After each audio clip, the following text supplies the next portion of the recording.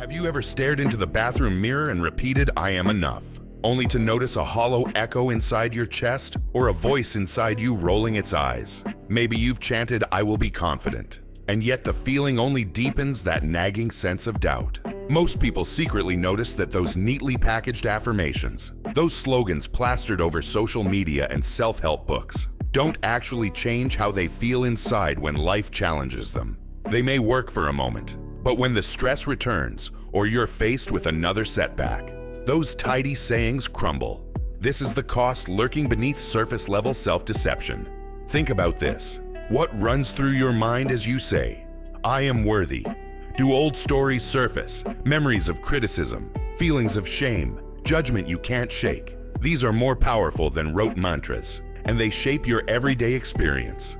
The psychologists who first studied self-concept, like Carl Rogers, understood that sincere self-acceptance can't be faked through forced repetition. Pretending, they knew, widens the gap between who you want to be and who you think you are. Here's the discomforting truth. Nearly all so-called positive affirmations never reach the part of you that needs changing. The mind, as Leon Festinger described through cognitive dissonance, is masterful at rejecting ideas that clash with its deeply held beliefs. When you say something you don't believe, you may subconsciously brace for a kind of psychic backlash, a form of resistance and inner tension that leaves you feeling more divided, not less. The more you try to override those persistent inner stories with slick affirmations, the more that resistance seems to grow.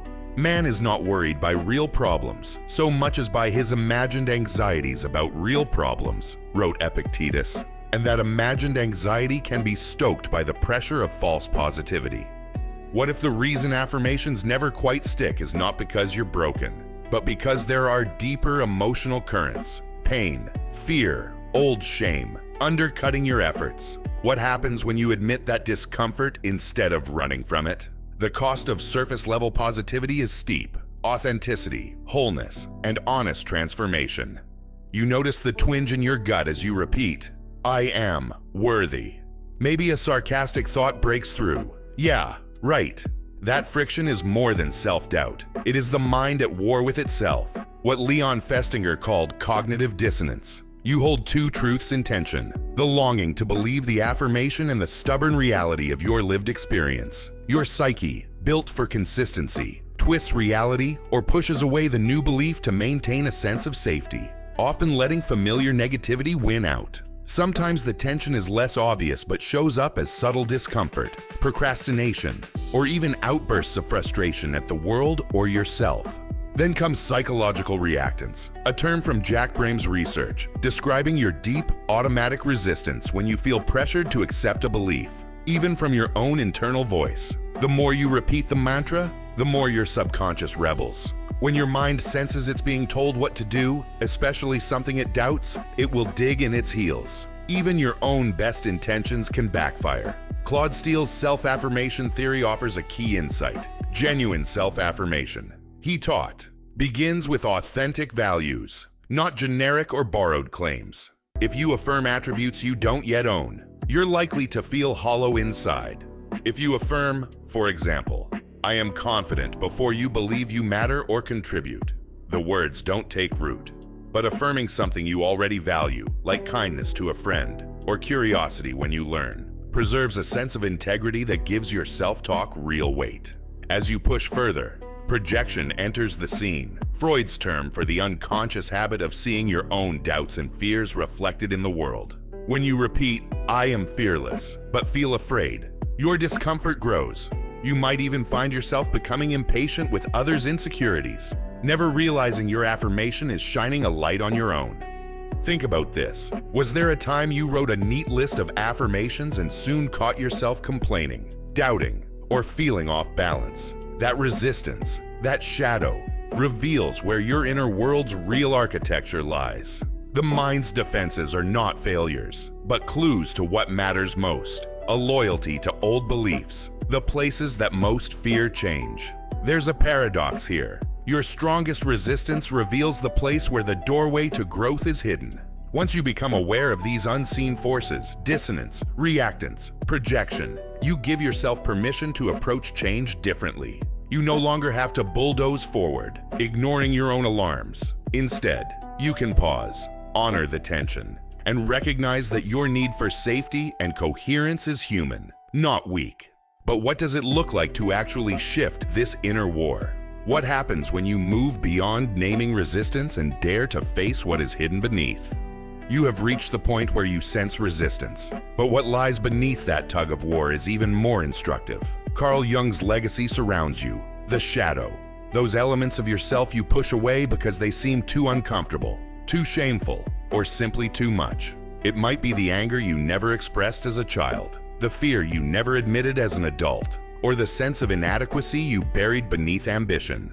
The positive affirmation, boldly stated, "I'm unstoppable," serves only to spotlight how hemmed in you really feel when you haven't faced what demands your honest attention. The shadow emerges powerfully after a setback. Suppose you failed at a goal you were sure you could achieve.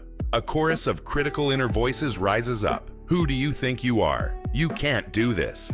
Those voices are not simply nuisances, they are guardians of your vulnerability, constructed long ago to keep you from what once felt like overwhelming pain or rejection. The more you try to overwhelm them with positive thinking, the more they dig in, seeking the comfort of familiar patterns, even if those patterns are painful.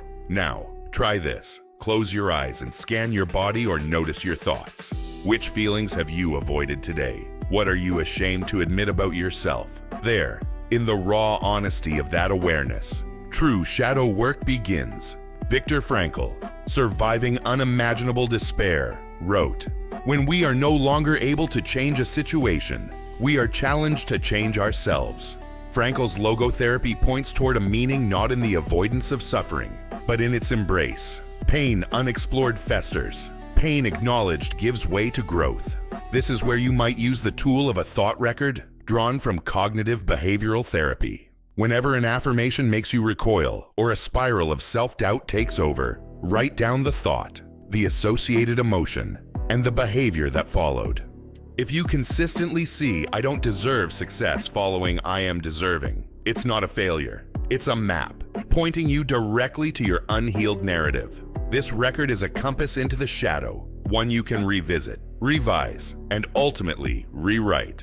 You may notice that life supplies endless scapegoats to blame: the hard project, the unsupportive friend, the timing that's never right. But the root is often an internal pattern running on autopilot. Rather than banish these parts, imagine approaching them with gratitude. You've kept me safe for years, perhaps even decades. Thank you. This inner embrace, not confrontation, is the alchemy of transformation. You do not vanquish the shadow by fighting it. You integrate it, giving old pain and doubt a seat at your table. No longer in charge, but no longer exiled. Can you begin to imagine what would happen? Not if you convinced yourself nothing was broken, but if you looked honestly, with compassion, at the brokenness you carry. Here, the story of transformation shifts from striving for power to seeking understanding, the essential fuel for sustainable change. Your path forward unfolds as you embrace the power of science, the tangible, evidence-backed methods that reshape your mind for true transformation. Start by anchoring your affirmations in specific, actionable statements. Research by Albert Bandura on self-efficacy reveals that when you believe in your ability to perform particular behaviors, confidence grows naturally. Instead of vague "I am fearless" declarations, try this.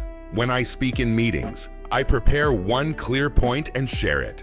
Small steps, grounded in reality, forge neural change by connecting words to deeds. Now, integrate the wisdom from Claude Steele's self-affirmation theory.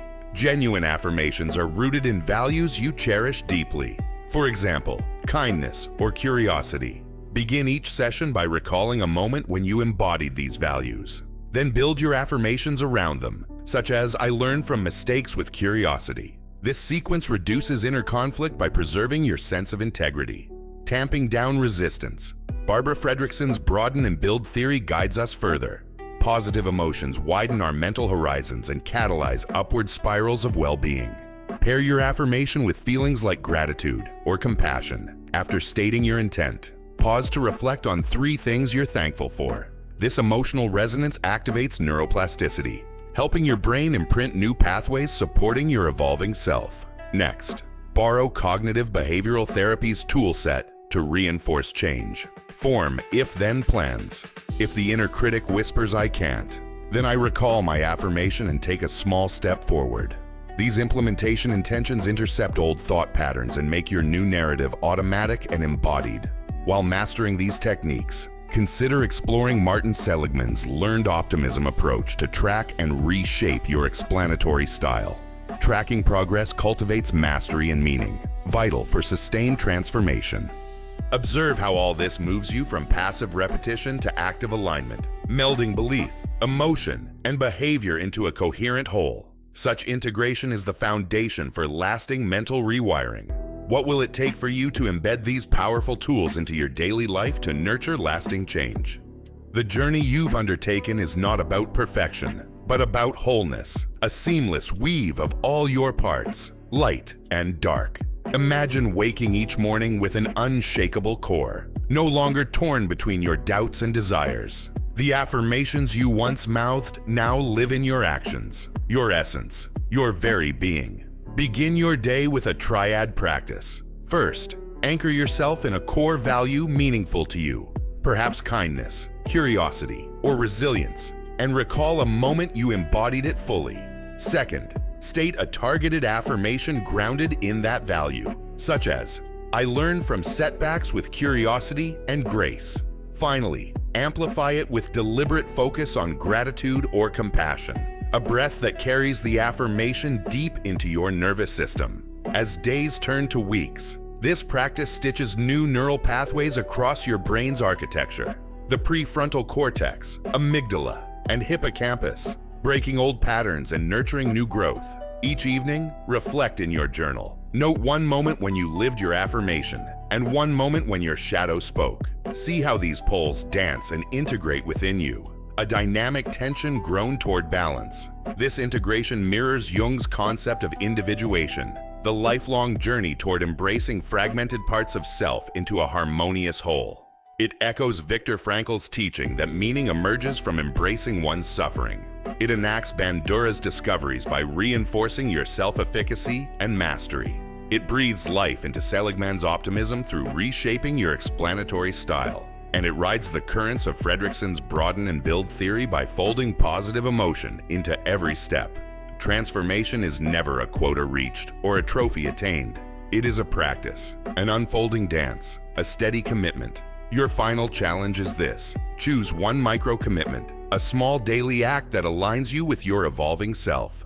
A vulnerable conversation, a grateful pause, a note of self-kindness. Place your chosen ritual where it will greet you every day. Your bathroom mirror, your phone screen. This ritual is your covenant, your living affirmation.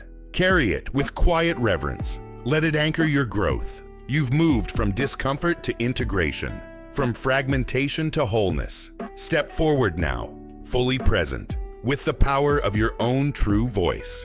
Live your words. Transform your mind.